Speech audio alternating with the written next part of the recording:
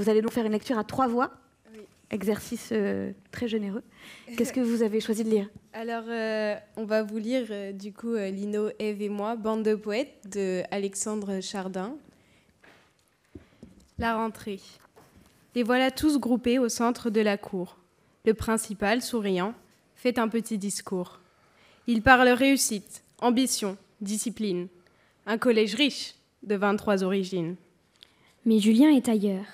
La fille est dans la foule. Son cœur est un bateau dans une lourde houle.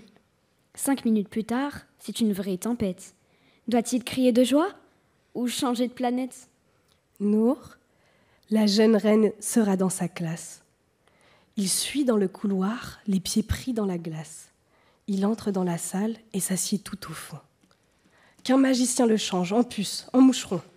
Car Nour, sans hésiter, lui demande « Je peux ?» et s'assied près de lui. Leur visage prend feu, les mains se frôlent, ils tremblent, et c'est doux d'être heureux. Julien ne peut quitter l'adorable profil. Mais il ne savait pas ce bonheur si fragile. Fin des cours, en rangeant, il demande tout bas.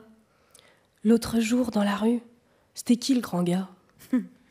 Le beau black? C'est Abdou.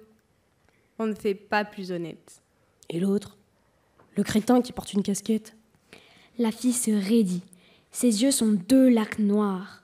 Le bonheur est brisé. Adieu, timide espoir. Quand elle dit amer. Le crétin? C'est mon frère. Bravo! Julien débile! Fantastique missile! Ne pouvais-tu te taire? Bienvenue en enfer. Nostalgie. Course, cris, devoirs, prof. Les jours filent et s'enchaînent. Il attend patiemment la fin de la semaine. Il se souvient parfois, terrible nostalgie, de son ancienne école et voudrait, par magie, retrouver sa maîtresse et les petites chaises, se courser, comme avant, et jouer les balaises, passer près des CP comme un grand tigre en chasse, courir après les filles et trouver ça trop classe. Entrer en 6e est une malédiction. Fin de primaire, on boit une horrible potion qui transforme en Minus à côté de Titan. Les 3e, molosses, aux yeux d'orang-outan. Nour a changé de place.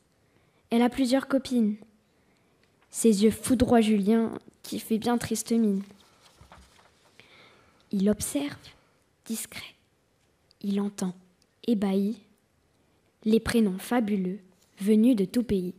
Ses copains s'appelaient Marin, Lola, Kevin.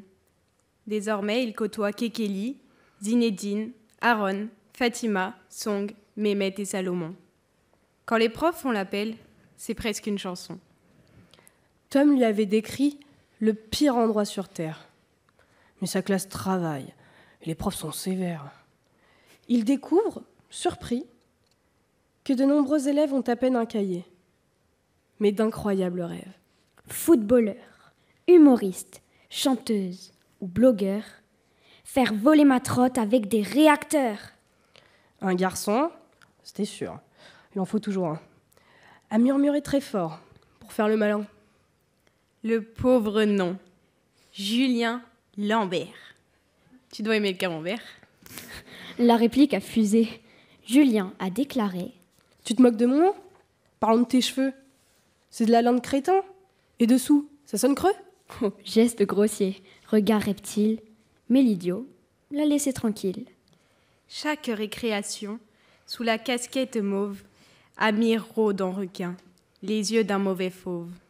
Toujours à ses côtés, Abou, son bon soldat, marche tranquillement, calme comme un panda.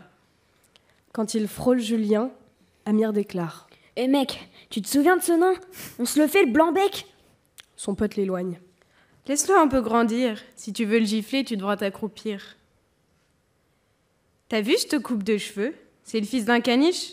Et mate un peu ses pompes, en vrai cuir de bibiche. Julien serre les poings. Mieux vaut les ignorer. À la moindre étincelle, incendie meurtrier. Ouais. Bravo. C'est super. Bravo.